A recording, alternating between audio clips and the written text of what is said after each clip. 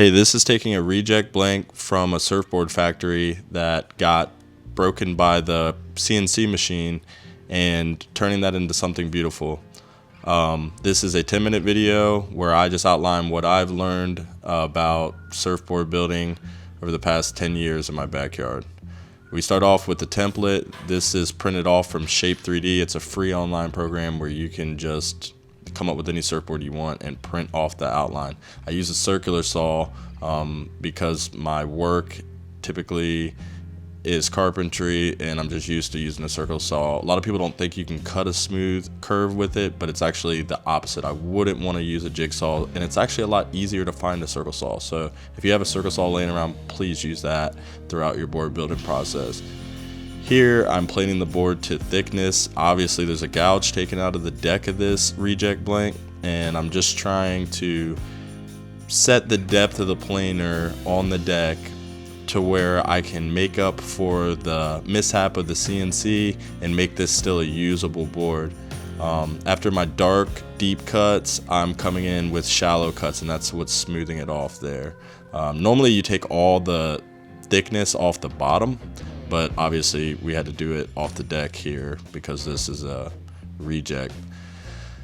And so then I go to marking my outline for my template.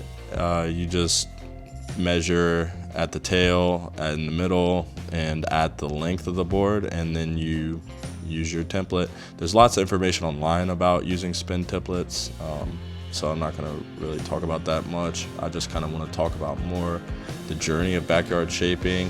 And using a circular saw, I think for me, is like the biggest tip. You'll never really get good results with a jigsaw, and so many backyarders tend to use that. If you use the circle saw, just stay off your line about a quarter or an eighth inch, and then come back and use your planer like I am to get back to that line, or just a sanding block. But the planer is going to keep it a lot more at 90 degrees. The goal is to keep it at 90 degrees so when you turn your rail, it doesn't have any weird warbles and stuff in it. So then I go on to the rail here, and on a shortboard, this is a 2 3/8 shortboard. After I planed it to thickness, it's a lot easier to turn the rails on this blank. I think it's 6.5A, and it's 2 3/8. So Matt Kaneshita's 1.1 inch. You can look at that on his Instagram, on his YouTube channel. If you take and scribe at 1.1 inch, that's going to be your apex of the rail. And just honor that. That has worked really good for me and my friends here in the backyard. And so the bottom bevel, this is something a lot of backyarders kind of really mess up, myself included. It takes patience and time to get to where you can kind of get an acceptable product. But the biggest thing is with the bottom bevel is that it's pretty consistent throughout all shortboards, and it's like 33 point some degrees, and it's going to take you a while to get a feel for it. But I would just use an angle tool and try to find out what that 33 degrees is, and then try to do it by hand and eye. Because if you get too measury, which I've done for years, I feel the board just, it becomes a belabored process shaping it rather than a creative process. And I think if you're a backyard board builder, you're probably more of a surfer than a shaper, as myself. So I like surfing, so I don't want to spend all my time shaping. So that's why it's kind of key on a short board. You know, you can spend as long as you like because it's your board and it's your creative process, but I found that it's important to really condense that to like a 3-hour process. And yeah, you're gonna make some mistakes along the way and it's gonna be a little imperfect, but you can live with that and get on to the next board rather than it being like a 12-hour 3-day process, and then it becomes really drawn out and you spend more time shaping than surfing, right? So the whole goal is to learn from your board, have fun with it, and then improve upon it. So the best way to do that for me, I've found, that's kind of a good tip, is to just give yourself a loose timer. Don't set a stopwatch, but 3 hours is a good number on a shortboard here. So after I have all my planer marks and everything, what I'm doing right now is I'm coming back with 80 grit screen and sandpaper and getting all the planer marks out. And I'm using the light. You can kind of see where there's planer marks in the board, and I'm just scrubbing all those marks out. And that's my only goal here in the finish process. And once I get all of those out, I come over just with a finer grit, a 120. Just depending on the finish of the board. This board is just going to get a spray paint on the deck and just clear lamination. So the 120 is fine. I just straighten up the stringer, come back with the 120, get it nice and smooth.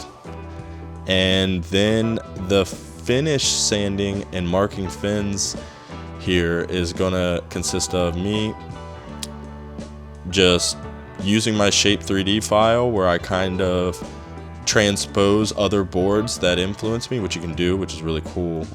You just got to look that up on Shape 3D, taking the image of a board that you're interested in and transposing it onto your Shape 3D to see where they put their fins. That's really helpful for me. But don't get carried away with that. I've learned in my backyard experience, it takes a lot of the spark and creativity out of it if you are just like, hey, I like this board, let me copy it and just try to come up with that board. No, do your thing. And a huge fun in doing your thing is you may realize something in your own personal surfing that isn't something that you can necessarily find on the market.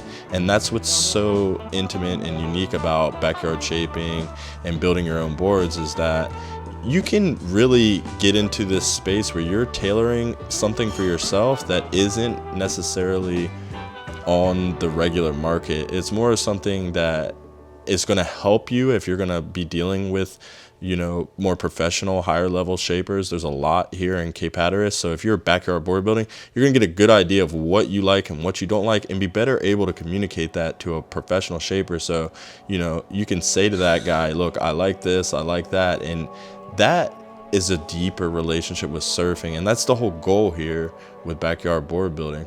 So right now I'm doing little channels and, super professional. Obviously, you can see me just using my fin tool and the sanding block to do channels for the first time. I've never really done channels on any of my boards because it freaks me out glassing them. Because it's really hot where I glass the boards, so you got to go as fast as possible. And so here, this board's going to be a twinser, so this is going to be kind of cool. I was thinking about putting a single box in this. Comment below if I should put a single box in this board. I think it would be really cool to put an 8-inch single box with the twinser setup, so then maybe I could use it as a 2+1. But here in Cape Hatteras, our waves are really top to bottom. So it's really limited kind of the days you could ride a board like this as a single fin, unless you're one local guy. He rides single fin and everything and just completely rips. I'm not that guy. So, but it would be cool to, like, on really perfect days, ride a single on this twinser setup. Another note is I accidentally used the GoPro with the full hyper view, which is the wide angle lens. So it kind of distorts the board a little bit, makes it look kind of funny.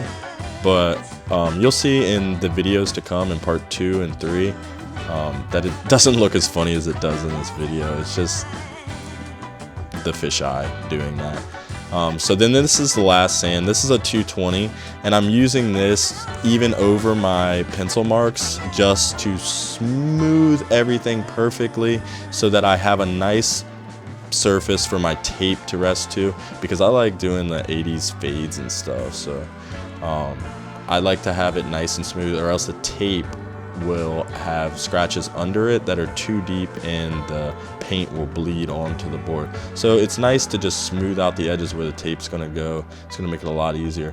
Hey, if you've watched this video this long, I really appreciate it. The whole point of backyard board building is to have a deeper relationship with surfing. So if you're interested in that and you watch this whole video, just leave me a comment below, because it's much appreciated. This is my first video like this. Let me know what you think, anything I can improve on, any advice you have, I'm open to.